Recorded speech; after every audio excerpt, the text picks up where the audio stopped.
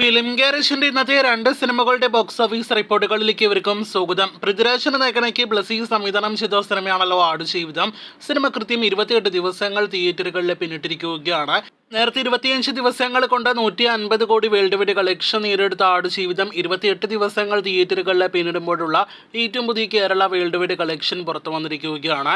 അത് പ്രകാരം ആടുജീവിതത്തിന്റെ world wide box office collection 153 കോടി രൂപയിലേക്ക് എത്തപ്പെട്ടിരിക്കുന്നു എന്നാണ് ഇപ്പോൾ പ്രേക്ഷകരെ അറിയിക്കാനായിട്ടുള്ളത്. കേരള ബോക്സ് ഓഫീസിൽ 75 കോടി രൂപയ്ക്ക് മുകളിലേക്കും സിനിമയുടെ ഗ്രോസ് കളക്ഷൻ കടന്നിരിക്കുകയാണ്. ഇപ്പോഴും പ്രതിദിനം ഏകദേശം 50 ലക്ഷം 60 ലക്ഷം റേഞ്ചിലാണ് ആടുജീവിതം കേരളത്തിൽ ഗ്രോസ് കളക്ഷൻ നേടിക്കൊണ്ടിരിക്കുന്നത്. അടുത്ത ഒരാഴ്ച കൂടി ഇതേ രീതിയിൽ മുന്നോട്ട് പോകുകയാണെങ്കിൽ, ഒപ്പം തന്നെ ഈ ശനി ഞായർ ദിവസങ്ങളിൽ 1 കോടിയിലേക്ക് സിനിമയുടെ കേരള ഗ്രോസ് കളക്ഷൻ എത്തുകയാണെങ്കിൽ 80 കോടി രൂപയ്ക്ക് മുകളിൽ സിനിമയുടെ കേരള ഗ്രോസ് കളക്ഷൻ വരുന്നതാണ്.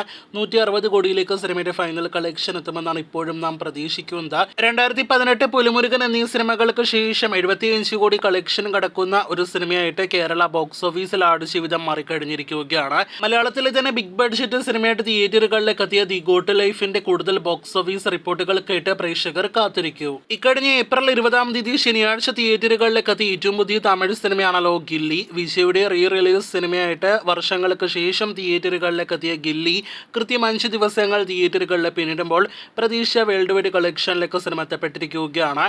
ഇന്നലെ 1.5 കോടിയിലേറെ വേൾഡ് വൈഡ് കളക്ഷൻ നേടിയെടുത്ത സിനിമ ഇതുവരെ 17 കോടി 70 ലക്ഷം വേൾഡ് വൈഡ് ഗ്രോസ് കളക്ഷൻ നേടിയെടുത്തിരിക്കുകയാണ്. 20 കോടിയും 25 കോടി രൂപയ്ക്ക് മുകളിലും വേൾഡ് വൈഡ് കളക്ഷൻ സിനിമ കടക്കാൻ എല്ലാവിധ സാധ്യതകളുമുണ്ട്. ഒപ്പം സിനിമയുടെ ഫൈനൽ ഷെയർ 10 കോടി രൂപയ്ക്ക് മുകളിൽ വരാനും സാധ്യതകളുണ്ട്. ഈ വർഷം തിയേറ്ററുകളിലേക്ക് എത്തിയ തമിഴ് സിനിമകളിൽ ഏറ്റവും കൂടുതൽ പ്രേക്ഷകർ തമിഴ്നാട്ടിലെ തിയേറ്ററുകളിൽ കണ്ട തമിഴ് സിനിമ കൂടിയായിട്ട് ഗില്ലി മാറിയിരിക്കുകയാണ്.